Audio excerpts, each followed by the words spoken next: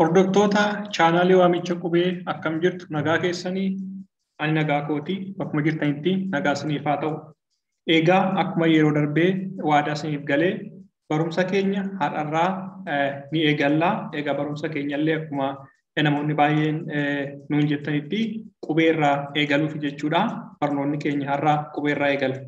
Egaa barnoonni keenya har'aa barnoota kutaa lammaffaati. Barnoota darbe keessatti walumaa galatti maal akka barachuu qabnu kan waliin ilaalle yoo ta'u, har'a tokko jennee barnoota keenya eegallee jirra.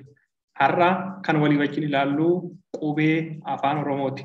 Egaa namoonni chaanaalii keenyaaf haaraa taatanii gara chaanaalii keenyatti dhuftan chaanaalii keenyatti dabalamaa maatii taasisaniin jenna. Sabiskiraayib godhaa, laayik godhaa. Yoo jaallattan immoo nama biraas immoo ni gargaara jettanii yoo yaaddan viidiyoo keenya namoota birootiif sheer godhaa isiniin jechuu barbaannaa. Garuu barumsa keenya irratti isin dabarsa. Barumsa keenya irraa keessatti walii wajjin kan ilaallu qubeelee gurguddaa qeenxee afaan Oromooti. Egaa qubeeleen gurguddaa qeenxee afaan Oromoo maal akka fakkaatan sagaleessuudhaan har'a walii wajjin ni ilaalla. Kutaa barnoota itti aanu keessatti immoo akkaataa boca isaanii walii wajjin ni ilaalla. Har'aaf akkaataa itti sagaleessinu mallattoo isaanii wajjin wal bira qabee isinitti agarsiisaa. Namoonni qubee baruu barbaadan na hordofaa isiniin jechuun jaalladhaa.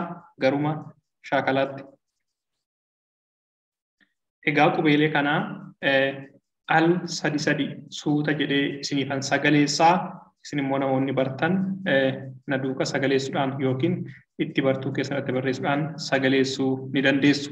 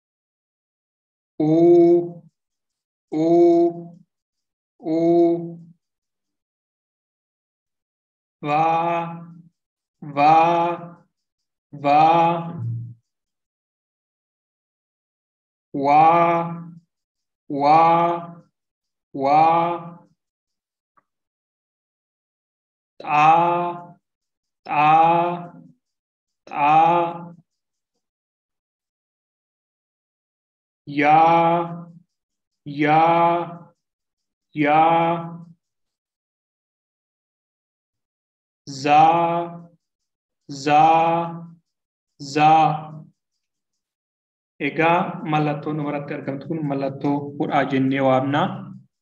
Egaa booda akka itti fayyadamnu ishee gara fuulduraatti ni ilaalla. Egaa isaan kunniin qubeelee gurguddaa qeenxee afaan Oromoo keessatti fayyadamnudha. Egaa akkanatti shaakaluu dandeessu. Ammas al tokko irraan isiniif deebi'a. A, ba, ca, da, he, fa, ga, ha, i, ja, ka, la, ma, na, o, pa, ka, ra, sa, ta, u, va, wa, ta, ya, za. Egaa mallattoon kun mallattoo hudhaa jedhamti. Egaa qubeeleen gurguddoo qeenxee afaan Oromoo kan ammaan dura shaakalaa turre kanadha. Egaa namoonni qubee baruu barbaadan akkaatuma ani sagaleesse kanatti irra deddeebi'uudhaan viidiyoo isaa paawus gochuudhaan shaakaluu dandeessu isiniin jechuun barbaada. Barnoota keenya itti aanu keessatti akkaataa itti qubeelee kanneen bocan yookiin harka keenyanii akkaataa itti waraqaa irratti barreessuu dandeenyuun isinitti agarsiisa jechuudha. Namoonni armaan dura barreessanii shaakaltanii hin beekne. Barnoonni keenya har'aa kanuma fakkaata.